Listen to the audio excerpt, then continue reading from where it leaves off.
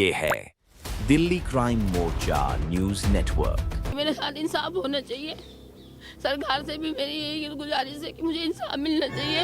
जैसे आज मेरा घर उजाड़ा, किसी और का घर न उजड़े, मैं यही चाहती हूँ। बस किसी और का घर नहीं उजड़े। जैसे मेरे घर कोई बात कर लेता, इसे मार देता, एक थप्पड़ मार देता। उनने तो लाते फायरिंग चालू कर दी। बाप यहाँ से और उसकी मदर वहाँ गई तो उन्होंने घर में से निकलती ताबड़तोड़ 4 राउंड। कल शादी की सालगिरह थी मेरे बाबू का सालगिरह है ना, मैं तुझे लेके आऊँगा। कल बिरयानी बनाएंगे, आज केक लेके आऊँगा। आज मेरी बेटी का बर्थडे भी है। मुसलमानों को तो ये समझ लिया गाय भैंस है, बंदूक मारो, मार दो जान से। तो इन बच्चों की हाथ कहाँ पड़ेगी? इन्हीं इंसानों पर पड़ेगी बच्चों की हाथ। एकदम वो फायरिंग करता हुआ आया है। मैंने क्या रुको भाई रुको जा। घर में से लेके आया है। हाँ, घर में से बंदूक लेके आया, फायरिंग करता भाई को। उसे इतना मारा है कि उसकी खाली पैंट छोड़ी उन लोगों ने और कपड़े बाकी ऊपर से टी-शर्ट नंगा कर दिया, बस पैंट छोड़ी। वो आया धड़ाधड़ ऐसे धड़ाधड़ फायरिंग करता था वो बस। अगर ये सही बोल रही है तो आखिरकार क्रिमिनल के पास वो हथियार क्या कर रहे थे? क्या पुलिस को इसके बारे में जानकारी नहीं थी? सुनील कहते हैं उसे, सुनील सरदार बोलते हैं। सुनील अलग है, सरदार अलग है, और एक वासु है, दीपांशु है, और उसके साथ जो भीड़ थी ना, जिन्होंने मेरे बेटे को मारा है, हमला करा है, वो भी थे। जिसने हत्या की है वो भी इसी क्रिमिनल है वो। अब इनके सिर से बाप का साया छीन के कौन देखेगा बच्चों को, छोटे को। वो खुद किराए पे रहती है। उनने जो धड़ाधड़ गोली चलाई, 2 गोली से तो वो बच गए, तीसरी चौथी गोली उनके दिल में मार दी। भाई हमें 50 साल हो गए हैं, हमारा किसी से कोई झगड़ा नहीं है। थाना भी मौजूद है, वहाँ से हमारे रिकॉर्ड निकलवा सकते हैं अगर कोई हमारा GTV बत्ती है ना, वहाँ तक उन्होंने साथ दी। मैं ये चाहती हूँ इन्हें ना सख्त से सख्त सजा मिलनी चाहिए। आज मेरा घर उजाड़ा है, कल उनका घर, किसी और का घर उजाड़ेंगे। इससे पहले भी घर उजाड़ चुके हैं। तो कोर्ट से यही दरखास्त लगाते हैं पुलिस वालों से भी कि इनके खिलाफ सख्त कार्रवाई हो और फांसियों की सजा मिले। जैसे उनके बच्चों के सिर से बाप का साया छीन लिया और उनके घर उजाड़ के। इन्हें फांसी मिलनी चाहिए। मैं बस इतना याद हूँ, इन्हें फांसी मिलनी चाहिए सर। मेरी आवाज़ दूर दूर तक पहुँचाओ ताकि सरकार को पता चले किसी और का भी घर न उजड़े जैसे मेरा उजाड़ा है। परिवार खुशियों की तैयारी कर रहा था। मुरुद्दीन ने अपनी पत्नी को कहा था कि मैं शाम को केक लाऊंगा, अगले दिन अपनी बेटी का बर्थडे सेलिब्रेट करूंगा, आज सालगिरह मनाऊंगा। आप समझिए उस परिवार की क्या गलती थी जो अपने बेटे को बचाने के लिए गया था। नमस्कार, जय हिंद। आप देख रहे हैं दिल्ली क्राइम मोर्चा। दर्शकों, राजधानी दिल्ली को एक बार फिर से दहलाया गया है। मेरी मौजूदगी इस वक्त राजधानी दिल्ली के उत्तर पूर्वी क्षेत्र नंदनगरी एरिया में है और यहाँ से कल एक मामूली लड़ाई में बच्चों के आपसी विवाद में एक पिता को गोली मारकर उनकी हत्या कर दी गई। ये दिल दहलाने वाली खबर इसलिए है क्योंकि कल उमरुद्दीन की, जिनकी उम्र लगभग 35 वर्ष बता दे रहे, जो मृतक है, उनकी कल शादी की सालगिरह थी। आप समझिए, उनके पत्नी के सामने, उनके बच्चों के सामने उनको दौड़ा कर गोली मारकर उनकी हत्या कर दी गई। मेरे पीछे आप देखेंगे परिवार के लोग मौजूद हैं, इलाके के लोग मौजूद हैं और लगातार राजधानी दिल्ली का उत्तर पूर्वी क्षेत्र, इसके अलावा आउटर दिल्ली हॉट स्पॉट बने हुए हैं क्राइम अड्डों के। और आप समझिए, जिस स्कूल के पास इस हत्या की वारदात को अंजाम दिया गया है, वो आरोपी भी वहीं रहते हैं। अपने घर से बंदूक निकालकर वो लाते हैं और उसके बाद इस तरीके से गोली मारकर उसकी हत्या कर देते हैं। बड़ा गंभीर सवाल ये खड़ा होता है कि आखिरकार उन लोगों के पास वो अवैध हथियार आए कहाँ से? क्या वो वैध हथियार थे? वैध हथियार थे तो आखिरकार उन्होंने गोली चलाई कैसे? तमाम चीज़ों पर जांच पड़ताल होनी चाहिए। मैं एक बार फैमिली से बात करता हूँ, फिर आपको बताऊंगा कि कैसे पुलिस सिस्टम पूरा का पूरा यहाँ पर सिस्टम कोलैप्स हो चुका है। लोग अपने भरोसे जीने को मजबूर हैं। लोगों को प्रशासन से कोई उम्मीद अब नहीं रह गई है। देखिए, अभी मैं GTV अस्पताल में मौजूद हूँ और यहाँ पर मेरे साथ परिजन मौजूद हैं जिनके सामने कल उनकी पति की गोली मारकर हत्या कर दी गई थी। वो महिला हमारे साथ स्वयं मौजूद हैं। आप समझिए, जिस बालक के सामने उसके पिता को मौत के घाट उतार दिया गया हो, वो बालक सदमे में है, कुछ बात करने को तैयार नहीं है। 10वीं क्लास का छात्र है। समझिए, अभी वो भविष्य की तैयारी कर रहा था। उसके आने वाले समय में और भी एग्ज़ाम थे, लेकिन अब उन एग्ज़ामों को कैसे देगा, ये भी कई सवाल हैं जो उस मौत के पीछे छूट गए हैं।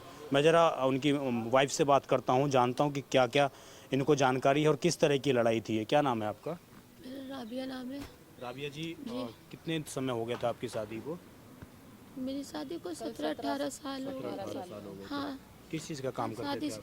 कल शादी की सालगिरह थी मेरी जी। और वो ना गाड़ी चलाते थे, गाड़ी चलाते थे। तो आप लोग घर पे तैयारी कर रहे होगे कि शादी की सालगिरह सेलिब्रेट हम लोग इस तरीके से? कुछ भी नहीं है, कुछ भी नहीं कर रहे थे, कुछ भी नहीं कर रहे थे। तो शाम को केक लेके आऊँगा, जी। मेरे बाबू का सालगिरह है ना, मैं तेरे लिए केक लेके आऊँगा, कल बिरयानी बनाएंगे, आज केक लेके आऊँगा। आज मेरी बेटी का बर्थडे भी है, बेटी का भी बर्थडे था? आज बर्थडे तो कल मेरी सालगिरह थी। कह रहे थे आज तो हमें ना केक खाएंगे और होटल से रोटी मंगा दूंगा। आज तेरी मम्मी बहुत थकी हुई है, आज खाना नहीं बनाएंगे, कपड़े धोए तेरी मम्मी ने सुबह 5 बजे से, और कल ना बिरयानी बनवाएंगे, कल मेरी बेटी का बर्थडे है। जी। हाँ, और झूठ बोल दिया। हम यहाँ पर आ गए, हम यहाँ आ गए। कल मेरा बेटा ट्यूशन गया था, जी। एग्ज़ाम दे के आया, तो आके फिर वो ट्यूशन गया। कितने बजे एग्जाम दे के आया था? जब वो आया उनने बस खाली चाय पिए, चाय पी के ना कहने लगा मम्मी 4 बजने वाले हैं, जल्दी से बताओ कुछ पकाने के लिए लाना है। तो उसके पापा बोले नहीं बेटा, आते मम्मी थके है तो होटल से ले आना खाना, ठीक है? कह रहे ठीक है पापा, मैं स्कूल जा रहा हूँ, फिर मैं ट्यूशन जा रहा हूँ। फिर वो ट्यूशन चला गया, तो वहाँ से आते वक्त ना वहाँ C3 के बच्चों की किसी की लड़ाई हो रही होगी, तो उधर से मेरा बच्चा आ रहा था। दोस्त थे क्या, परिचित हैं इसके, क्लास के हों या कैसे जानकारी? सर अभी मैं पक्का नहीं बता सकती हूँ। तो वो उधर से आ रहा था, उसे रोके उन्होंने कि ये उस C3 का लड़का है, इसे रोको। उसे भी मारा मेरे बच्चे को, उसे इतना मारा है कि उसकी खाली पैंट छोड़ी उन लोगों ने, और कपड़े बाकी ऊपर से टी-शर्ट नंगा कर दिया उसको। नंगा कर दिया, बस पैंट छोड़ी, आप समझ लीजिए। उसे बहुत मारा। उन्होंने मुझे फ़ोन किया, पापा जल्दी से आ जाओ, मुझे बहुत मारा है यहाँ पर, बहुत ज़्यादा अपने मारा फोन से है। किया या किसी और के? नहीं, अपने फ़ोन से किया था, अपने पापा को। इसके पापा चाय और रोटी पराठे खा रहे थे। मैंने कहा तेरी पापा जल्दी चलो, मुझे लग रहा बहुत मारा, उसकी आवाज़ सही नहीं लग रही। जैसे हम गए ना, तो मुझे रास्ते में मिला, मैंने कहा चल बेटे देखते क्या बात हुई है, क्यों मारा है, ठीक है? मुझे ये था कि आगे को और ना हमारे बात कर लेंगे, क्या पता सोल्व हो जाए बात, मगर नहीं। जैसे हम वहाँ पहुँचे ना, मैंने अपने बच्चे की हालत देखी, तो इसके पापा ने ना बेल्ट निकाली गुस्से में, तो हम जैसे वहाँ चले ना, तो गाली बकते हुए भाग गए सब। कितने लोग थे वो? क्या लड़के ही थे या कुछ बड़े लोग भी उसमें? मैं बता रही हूँ ना, हमें देख के इधर उधर वो बहुत सारे थे। लड़का है, बड़ा है, जवान सरदार है, पहले भी उस पर क्रिमिनल केस लगे हुए हैं। सुनील कहते हैं उसे, सुनील सरदार बोलते हैं। सुनील अलग है, सरदार अलग है, और एक वासु है, दीपांशु है, और उसके साथ जो भीड़ थी ना, जिन्होंने मेरे बेटे को मारा है, हमला करा है, वो भी थे। इन 4 जनों के नाम जानती हूँ मैं। तो इनको कैसे जानती हैं आप? कल ही आपको पता लगा? कल ही पता चला है। हाँ, तो जैसे हम इनके गली के पास गए ना, तो वहाँ से ये भाग रहते हैं ये लोग? हाँ, हाँ, जैसे हम वहाँ पर पहुँचे ना, उसकी गली के पास जाके खड़े हुए, तो वहाँ से आते हुए ना एकदम वो फायरिंग करता हुआ आया है। मैंने क्या रुको भाई, रुको, मतलब जा। घर में से बंदूक लेके आया है? हाँ, घर में से बंदूक लेके आया, फायरिंग करता हुआ आया। मैं सोच रही ऐसे ही कर रहा है, मैंने क्या पता ऐसे डरा रहा हूँ, मुझे समझ में नहीं आया बंदूक चल रही है, क्या चल रहा है। तो ये फायरिंग करता हुआ ही आया है वहाँ से। तो मैं बोली रुक, नहीं रुका। वो हम वहीं खड़े रहे, हमें क्या पता था मारे गई। उनने जो धड़ाधड़ गोली चलाई, 2 गोली से तो वो बच गए, तीसरी चौथी गोली उनके दिल में मार दी, यहाँ लगी है, सीधा सीने पे वार किया। 2 गोली से तो बचे, फिर ना यहाँ लगी है, लेफ्ट राइट क्या बोलते हैं उसे, दिल के पास गोली। फिर लड़खड़ाया, फिर गिर गए, वहीं उनकी डेथ हो गई थी। नहीं, मैं ऑटो में लाई हूँ, बस GTV बत्ती है ना, वहाँ तक उन्होंने सांस ली, फिर दम तोड़ दिया। यहाँ इन डॉक्टरों ने कोशिश करी उन्हें, मगर कह रहे नहीं, ख़त्म हो गए। ये बस सर मैं ये चाहती हूँ, इन्हें ना सख्त से सख्त सज़ा मिलनी चाहिए। आज मेरा घर उजाड़ा है, कल उनका घर, किसी और का घर उजाड़ेंगे। इससे पहले भी घर उजाड़ चुके हैं उन्हीं लोगों ने। इनका क्रिमिनल वो है, इनका कैफ़े चलता है, सुकून नाम से कैफ़े है बड़े स्कूल के पास, वहाँ यासी भी करते, करवाते भी हैं। मुझे कल ही पता चला है, और इन्होंने पहले भी केस चल रहे हैं इनके। और मैं यही चाहती हूँ, मुझे इंसाफ मिलना चाहिए।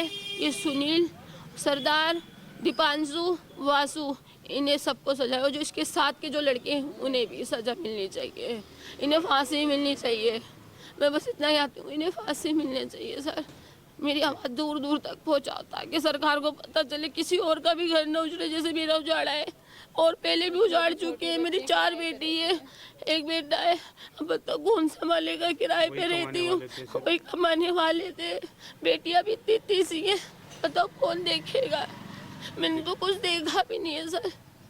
मेरे साथ नाइंसाफी करी थी, गए थे बात तो करता, कम से कम जरूरी थी बंदूक लेके आना। एक चीज़ सामने आ रही है, मैंने कुछ आसपास के लोगों से पता करी, वो ये कह रहे हैं कि आप लोगों के माध्यम से पत्थरबाजी इस तरीके से भी कुछ। सर एक बात बताइए, जब उन्होंने मारा है बेटी को, सुनिए सुनेंगे आप, जब मैं आपको गुस्सा नहीं आएगा, आपको कोई मारेगा तो 1-2 पत्थर मार दिए उठा के, तो कोई ऐसे उनके लगी नहीं? लगी ना, लगी तो नहीं है ना। जब आपकी बेटी की मारपीट हुई उसके बाद आप लोगों ने ये चीज़ हम गए थे ना वहाँ, तो ये हमें देख के ना उधर उधर भागे, गाली बकते हुए, सारे ये गाली बकते हुए भागे और अंदर से बंदूक लेके आए। एक चीज़ मैं आपसे जानना चाहूँगा, पूछना तो नहीं चाहिए, जी ये जो बंदूक लेकर ये आए थे, क्या ये देसी कट्टा था या किसी तरीके का आपको लगा सर था कि ये नहीं पिस्टल पता, लेकर आए बस थे? वो आया धड़ाधड़ ऐसे ऐसे ऐसे ऐसे धड़ाधड़ कंटिन्यू फायर कर रहा है। फायरिंग करता रहा वो, बस ताबड़तोड़ फायरिंग चालू करी है उसने। आज तक न्यूज वालों ने ये न्यूज चलाई है, नाबालिग लड़के ने, नाबालिग लड़का नहीं है वो सरदार, जिसने मारा है वो जवान है, उसके ऊपर केस भी चल रहे हैं। मैं बस आपसे यही कहना चाहती हूँ, नाम सरदार है मगर उसको नाबालिग कह रहे, वो नाबालिग नहीं है सर। जब उठाओगे या उठेंगे वो, जब आपको पता चलेगा कि वो नाबालिग के जवान है। नहीं, किसी को नहीं पकड़ा भी इन लोगों ने, किसी को भी नहीं। बस मेरी आपसे यही गुजारिश है कि मेरे साथ इंसाफ होना चाहिए। सरकार से भी मेरी यही गुजारिश है कि मुझे इंसाफ मिलना चाहिए। जैसे आज मेरा घर उजाड़ा, किसी और का घर ना उजड़े, मैं यही चाहती हूँ। बस किसी और का घर नहीं उजड़े। जैसे मेरे अगर कोई बात कर लेता है, इसे मार देता है, का थप्पड़ मार देता, उनने तो लाते ही फायरिंग चालू कर दी। मेरे बच्चों के सर से साया उठा लिया इन लोगों ने। न सरकार इसे छोड़ती और न यहाँ आता, न मरते मेरे हस्बैंड।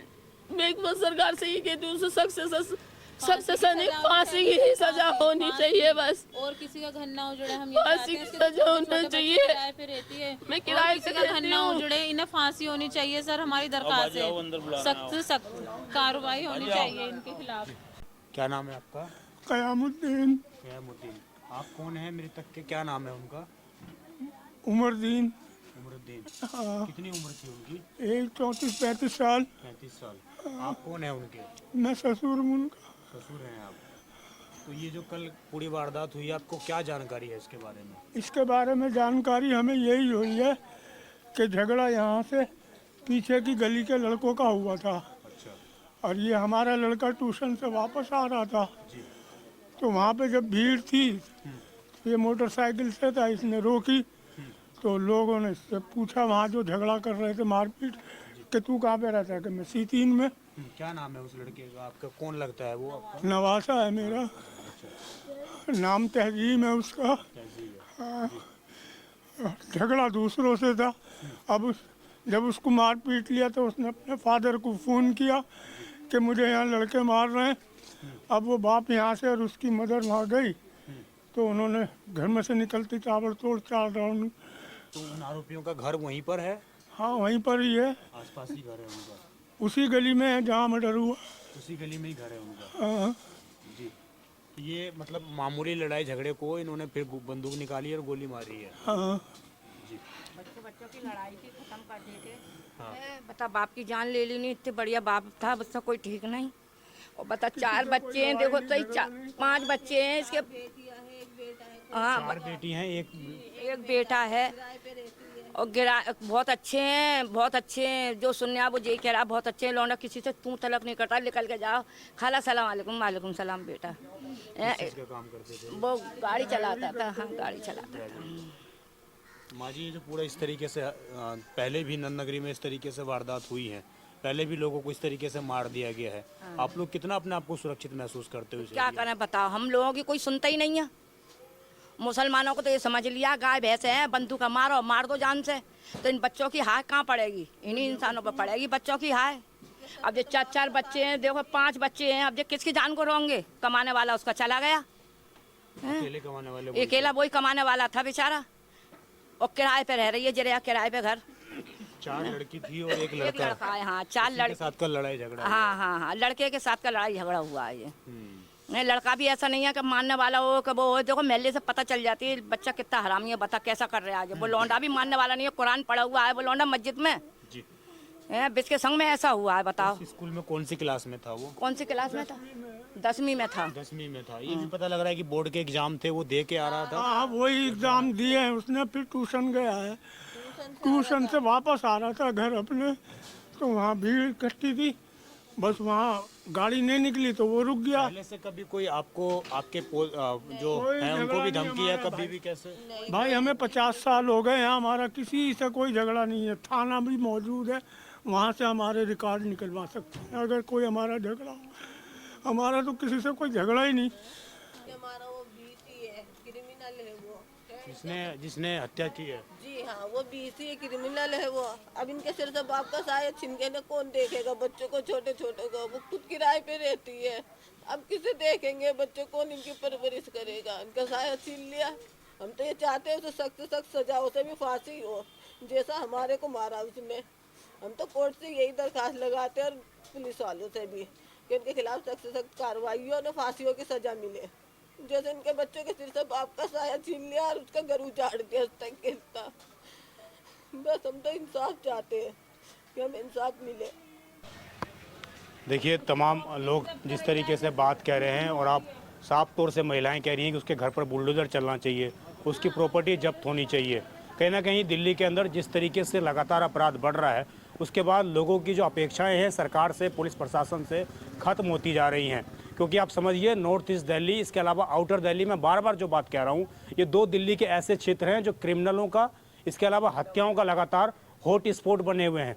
यहाँ पर हर महीने एक नई ऐसी वारदात हो जाती है जो पूरे दिल्ली को दहलाने वाली होती है। आप समझिए परिवार खुशियों की तैयारी कर रहा था। मुरुद्दीन ने अपनी पत्नी को कहा था कि मैं शाम को केक लाऊंगा, अगले दिन अपनी बेटी का बर्थडे सेलिब्रेट करूंगा, आज सालगिरह मनाऊंगा। आप समझिए उस परिवार की क्या गलती थी जो अपने बेटे को बचाने के लिए गया था, और वहाँ पर इस तरीके से फायरिंग करके उसकी हत्या कर दी जाती है। एक बीसी के बाद अगर इनकी बात सही है, अगर ये सही बोल रही है, तो आखिरकार क्रिमिनल के पास वो हथियार क्या कर रहे थे? क्या पुलिस को इसके बारे में जानकारी नहीं थी कि उसके पास कोई हथियार है, लाइसेंसी बंदूक है, या अवैध रूप से उसके पास हथियार है? तो कहीं ना कहीं पूरी तरीके से जो सिस्टम है, जो पुलिस की गश्त है, वो ख़त्म होती जा रही है। और इसीलिए शायद अपराधियों के हौसले इतने बुलंद होते जा रहे हैं कि लगातार कहीं पर भी किसी भी व्यक्ति को कैसे भी गोली मारकर उसकी हत्या कर दी जाती है। और लगातार ये सवाल जो है यहाँ के जो डीसीपी हैं आशीष जी, उनसे कंटिन्यू सवाल पूछा जाता रहेगा। और जब तक ये अपराध पर रोक नहीं लगेगी, जब तक हम सवाल पूछते रहेंगे, और आपको हर बार जवाब देना पड़ेगा। क्योंकि आप लोग भी जो बीट ऑफिसर होते हैं, उनको हर एक चीज़ कहीं ना कहीं मालूमात होती है, लेकिन उसके बावजूद इस तरह के आरोपों पर, इस तरह के आरोपियों पर कभी रोक नहीं लग पाती है। आप देखते रहें दिल्ली क्राइम मोर्चा। मैं विजय ठाकुर अपने सहयोगी अजय के साथ। धन्यवाद।